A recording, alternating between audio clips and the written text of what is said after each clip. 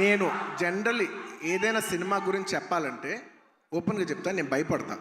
నాకు భయం ఉంటుంది. ఎందుకంటే సినిమా ఎలా వచ్చింది, సినిమా ఏంటి, జనం చెప్పాల్సిన విషయం.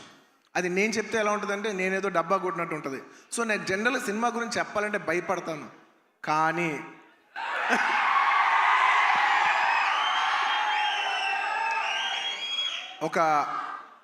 ఒక అంటే కొంచెంగా సినిమా వస్తుంటే మనకు కనిపిస్తుంటే చూసారా, అది ఒక నమ్మకం కూడా కాదు. అది నమ్మకం అనాలా, అది ఏమనాలో నాకు తెలియదు. కానీ నాకెందుకో సినిమా వస్తున్న విధానం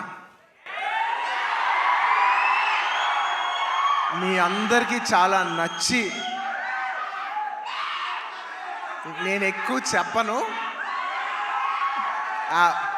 తగ్గేదేలే అది ఇది కాదు. డిసెంబర్ 6న అస్సలు తగ్గేదేలే, ఇది మాత్రం ఫిక్స్.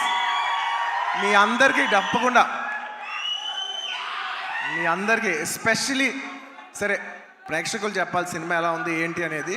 నేను కేవలం ఈ మాట ఓన్లీ కేవలం నా fans, my dear army, only మీకే చెప్తున్నా. నేను ఇది పబ్లిక్ చెప్పట్లేదు, కేవలం మీకు చెప్తున్నా. నా బంగారం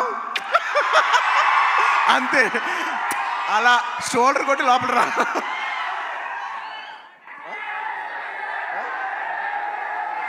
అంతా మా డైరెక్టర్ గారు చూడు, అస్సలు తగ్గేదేలే అని సరిగ్గా చూపాను అంటున్నారు. ఒక్క నిమిషం.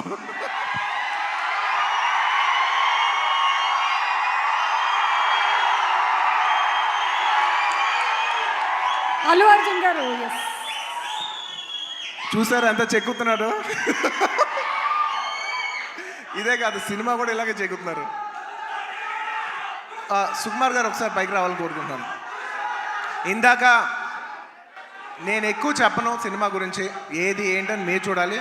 బట్ ఎలా ఉన్నా మీకు నచ్చుద్ది కాబట్టి, నా ఫ్యాన్స్ మరొకటి చెప్తున్నా, ఎలా ఉన్నా మీకు నచ్చుద్ది కాబట్టి నా బంగారం, ఈ సినిమా మాత్రం మీకు అంకితం. బంగారం, ఈ సినిమా మాత్రం మీకు అంకితం. ఇందాక నుంచి డైరెక్టర్ గారు మాట్లాడినప్పుడు పుష్ప అన్నప్పుడు ఆయన ఏం మాట్లాడకుండా వెళ్ళిపోయారు. అన్నాం మేమందరం వెయిట్ చేస్తున్నాం, మీరేమంటారో చెప్తారు. నాకు ఇందాక ఏమైంది, ఇందాక మంచి మాట చెప్తేనా అలా ఒక నిమిషం. ఇందాక రఘురామకృష్ణరాజు గారిని కలిసేసి ఇటు గచ్చిబౌలి నుంచి వస్తూ ఉండ కారులో, RRR గారిని కలిసి గచ్చిబౌలి నుంచి వస్తూ ఉండ, కారు ఇటు తిరిగింది, కట్ చేస్తే ఇంకో కారు ఆడేది నా వెనక. కొంచెం ఇటు ఐటికి సిటీ ఇటు తిరగగానే ఇంకో కారు ఆడేది నా వెనక. మనం వచ్చింది ఒక కారులో కదా, ఇంకొక కారు ఎక్కడి నుంచి వచ్చిందని చూసా. మళ్ళీ ఇంకొక కారు వచ్చింది. వీళ్ళెవరో మీకు తెలుసు అనుకుంటా, నా డైహార్డ్ ఫ్యాన్స్. మొత్తం అక్కడి నుంచి ఇక్కడ వరకు ఆ కారు ఈ కారు మొత్తం కలిపి నాకు ఫ్యాన్స్ కాదండి, డైహార్డ్ ఫ్యాన్స్ ఉంటారు నాకు. నేను ఎట్ట పోతుంటే అట్ట వస్తుంటారు. సరే ఇదేందబ్బా ఇది, ఈ విధంగా తిరుగుతున్నారు నా వెనక. సరే ఇప్పుడు నేను ఎట్ట కాపాడుకోవాలి, నన్ను ఎట్ట సెక్యూర్ చేసుకొని భయంతో వస్తూ ఉన్నా. కట్ చేస్తే లొకేషన్ చూస్తూ వస్తున్నాను, టక్కన వాళ్ళు అలా వస్తూ ఉన్నారు. కట్ చేస్తే చిరంజీవి గారు కటౌట్ కనబడింది అంతే.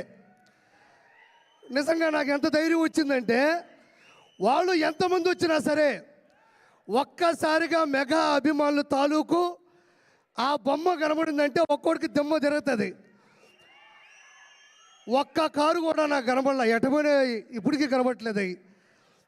నేను చివరిగా చెప్పేది ఏంటంటే ఒక మాట, చిరంజీవి గారు ఇండస్ట్రీలో ఉన్న ఒక పులస అంటే ఆస్ట్రేలియా, న్యూజిలాండు, టాంజానియా దేశాల నుంచి ఖండాలు దాటి హిందూ మహాసముద్రం నుంచి బంగాళాఖాతంలోకి వచ్చి చివరిగా గోదావరి నీళ్ళకి ఎదురీది, గోదావరి నీళ్ళ యొక్క నదీ ప్రవాహానికి ఎదురీది. ప్రపంచంలో ఏ చేప నదీ ప్రవాహానికి ఎదురీదలేదు, దానివల్ల కాదు. ఒక్క పులస మాత్రమే ఎదురీది సంతాన ఉత్పత్తి కోసం గుడ్లు పెడుతుంది. As it is in industry, megastar Chiranjeevi గారు కూడా మొగల్తూరులో పుట్టి నెల్లూరులో పెరిగి యాక్టింగ్ నేర్చుకొని చెన్నైలో అవకాశాల కోసం తిరిగి హైదరాబాద్లో హిస్టరీని సృష్టించి, అంటే నదీ ప్రవాహానికి ఎదురీదే చేప పులస అయితే కష్టాల్ని నష్టాల్ని బాధ్యతల్ని బాధల్ని ఏ మాత్రం తల వంచకుండా తల దించకుండా అదే ప్రవాహ వేగానికి ఎదురీదే ఏకైక జీవి చిరంజీవి. అంటే అన్ని చేపలు వేరు, పులస చేప వేరు. దానికోసం తెగ కొట్టుకుంటే అది రాజమండ్రి వాళ్ళకి ఎక్కువ తెలుసు. సో అలాంటి గొప్ప వ్యక్తి మా నెల్లూరులో చాలా రోజులు చదువుకున్నారు. పవన్ కళ్యాణ్ గారు సెంట్ జోసెఫ్ స్కూల్లో చదువుకున్నారు. వాళ్ళ సిస్టర్స్ మా దగ్గర చదువుకున్నారు. విఆర్ లా కాలేజీలో కూడా చదువుకున్నారు. చిరంజీవి గారు అత్యున్నత స్థాయికి వచ్చేంత వరకు కూడా నెల్లూరు ఆ మనిషి మధ్య మధ్యలో వచ్చేస్తుంటుంది. అందుకు అత్యున్నత స్థాయికి వచ్చేంత వరకు కూడా నెల్లూరులో బస చేసినటువంటి చిరంజీవి గారికి ప్రపంచంలో ఉన్న ప్రతి వ్యక్తి ద్వారా ఆశీస్సులు అందాలని మనస్ఫూర్తి కోరుకుంటూ థ్యాంక్ యూ సో మచ్. జై చిరంజీవ, జై చిరంజీవ, జై జై చిరంజీవ.